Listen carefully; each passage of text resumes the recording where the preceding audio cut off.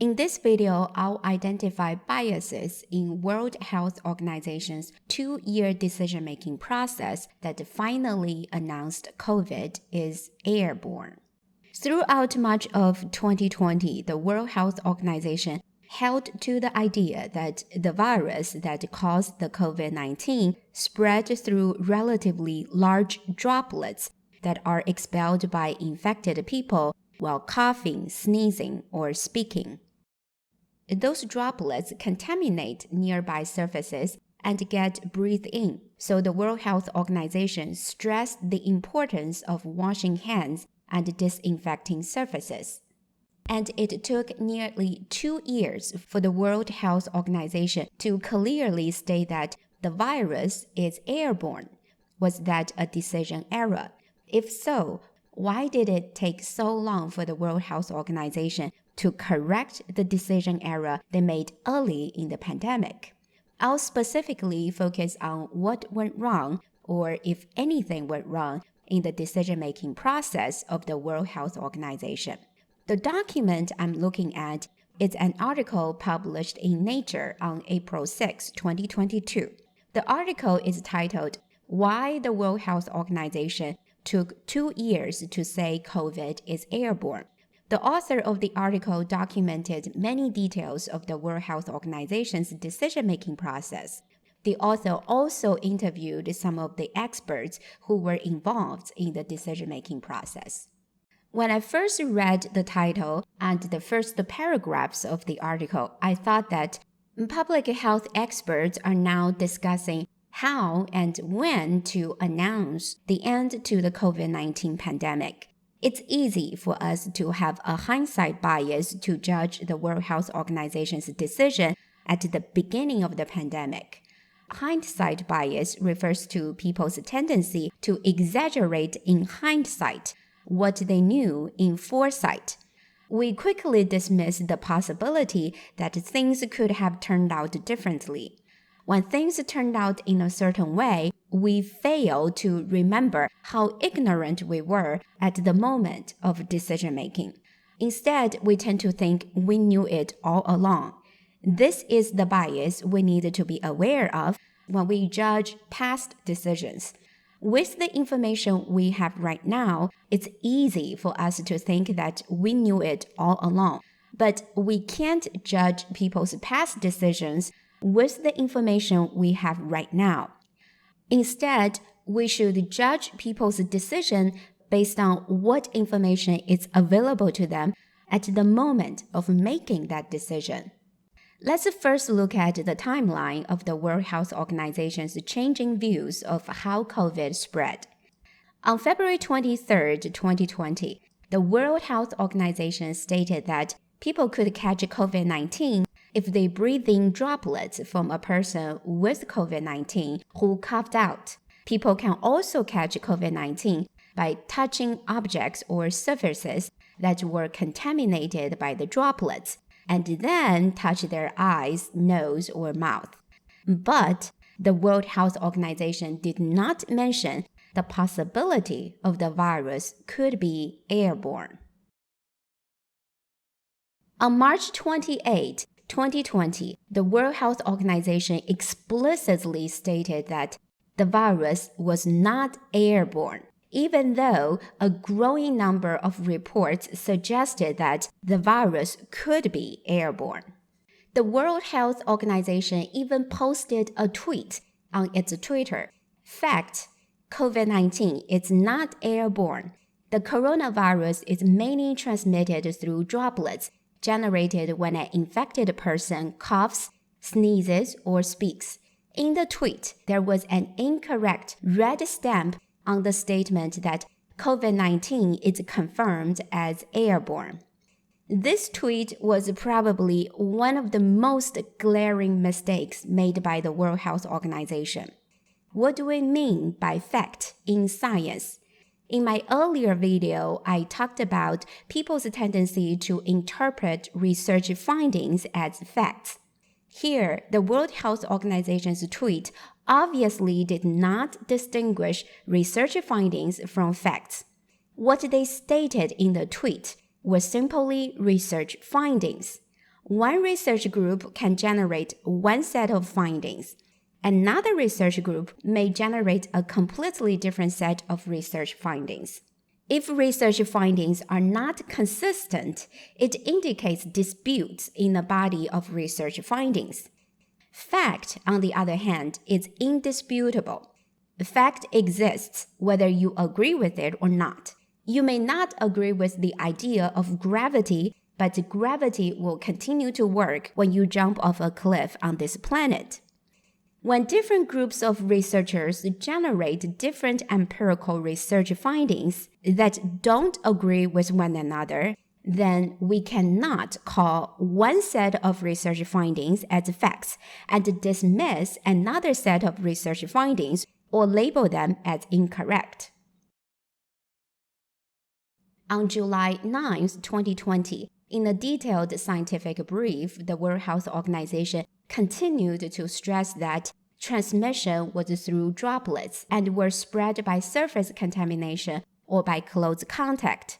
This was probably why governments around the world spent much of the pandemic focusing on hand washing and surface cleaning instead of ventilation and indoor masking.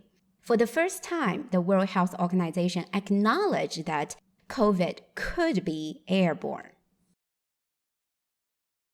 On October 20, 2020, the World Health Organization stated that aerosol transmission can occur in specific settings, particularly in indoors, crowded, and inadequately ventilated spaces, where infected people spend long periods of time with others.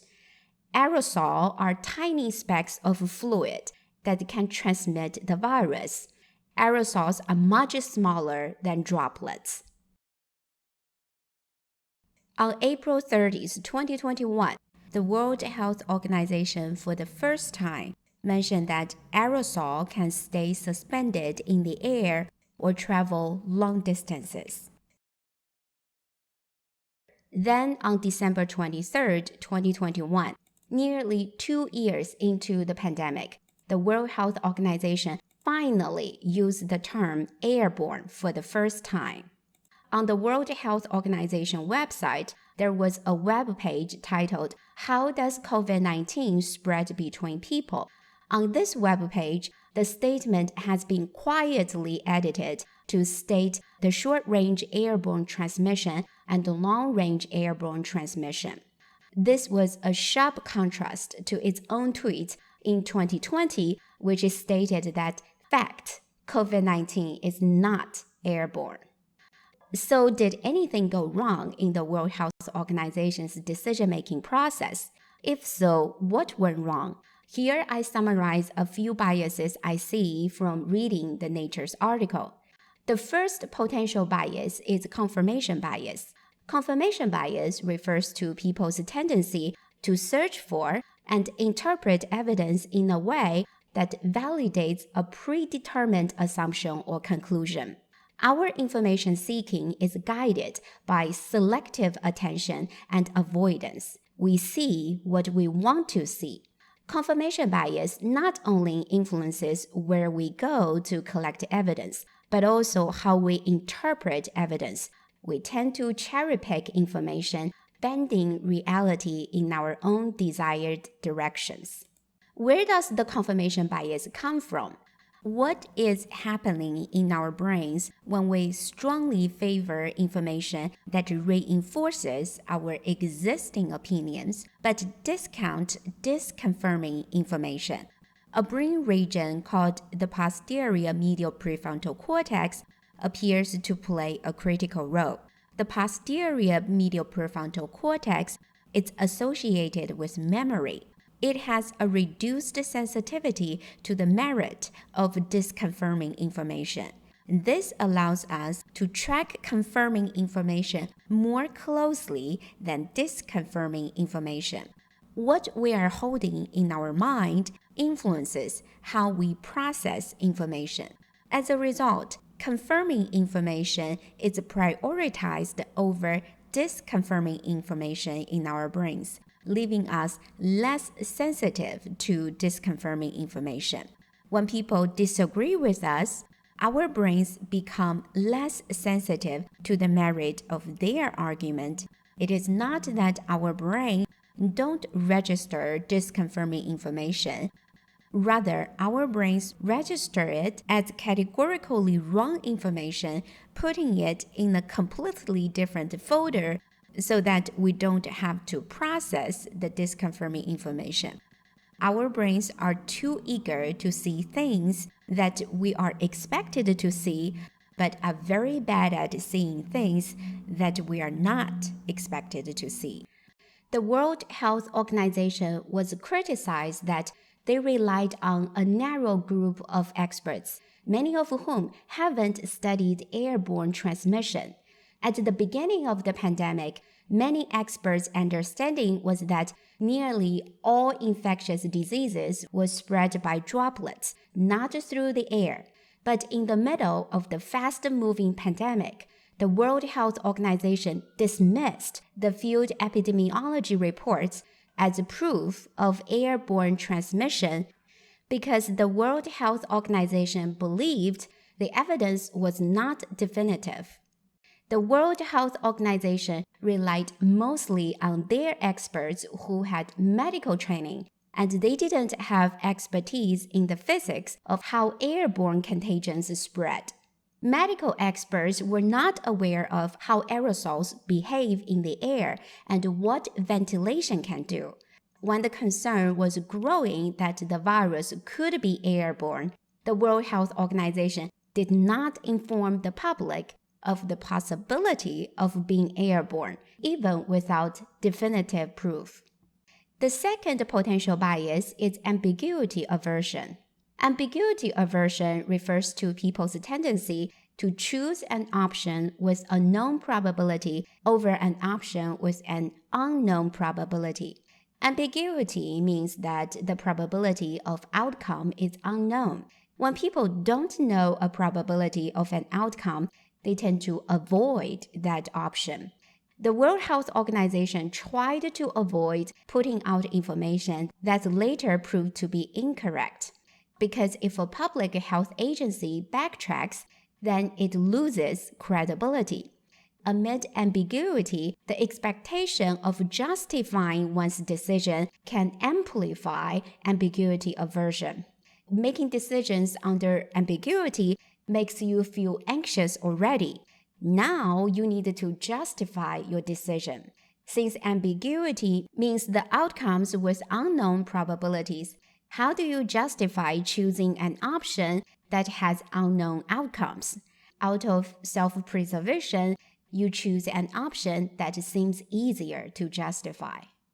The international community looks to the World Health Organization for early warnings of disease outbreaks. But the World Health Organization saw its role as certifying a consensus of expert advice and opinions, not advancing new tentative knowledge.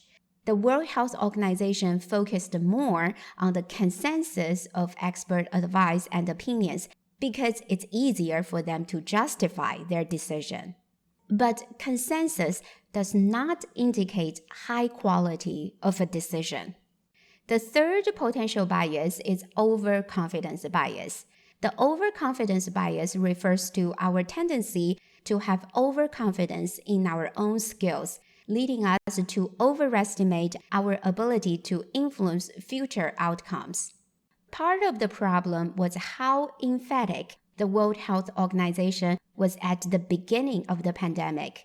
To say that the COVID was definitely not airborne, unfortunately, was an overconfident statement. Throughout 2020, there was a growing body of evidence that indoor spaces posed a much greater risk of infection than outdoor environments did. A systematic review suggested that people were more than 18 times as likely to be infected indoors as outdoors. This big difference could not be simply explained by heavy droplets or dirty hands as the vehicle for virus transmission. A different approach that the World Health Organization could take was to inform the public that the coronavirus was a new virus and we knew little about it. As a result, the World Health Organization's guideline could change as compelling evidence emerged. The fourth potential bias is sunk cost bias, which refers to people's tendency to double down and invest further in a failing or inferior course of action. Sunk cost bias is also known as the escalation bias or escalation of commitment. Two wrongs do not make a right. The World Health Organization was reluctant to change their mind as compelling evidence emerged. Moreover, the organization was reluctant to tell the public that they changed their mind. Unlike their early tweets in March 2020 stating that the virus was not airborne, the World Health Organization quietly edited its web page in December 2021 to tell the public that the virus was airborne. In response to criticism that the World Health Organization had not adequately highlighted the changes regarding the risk of airborne transmission, the World Health Organization defended that it held about 250 press briefings and hundreds of live social media events during the pandemic. But the numbers of 250 press briefings and hundreds of social media events did not specifically focus on the changes of airborne virus, so those numbers would be irrelevant. In this video, I identified at least 4 biases involved in the World Health Organization's decision-making process of announcing that COVID is airborne. Those biases include confirmation bias, ambiguity aversion, overconfidence bias, and sunk cost bias. In addition, there may be bias blind spot involved. Failing to recognize our own biases is a bias in itself. We are oblivious to our own biases. Yet, we notice biases much more frequently in others than in ourselves. It is possible that the World Health Organization failed to recognize their own biases. One last thing, as I said earlier, as I judge others' decision errors, I myself may be vulnerable to hindsight bias. With the information we have now, it's easy for us to think we knew it all along, but we can't judge people's past decisions with the information we have right now. Instead, we should judge people's decision based on the information available to them at the moment of making that decision. If you want to know more about biases in decision-making, you can check out my book about 52 biases in leaders' decision-making.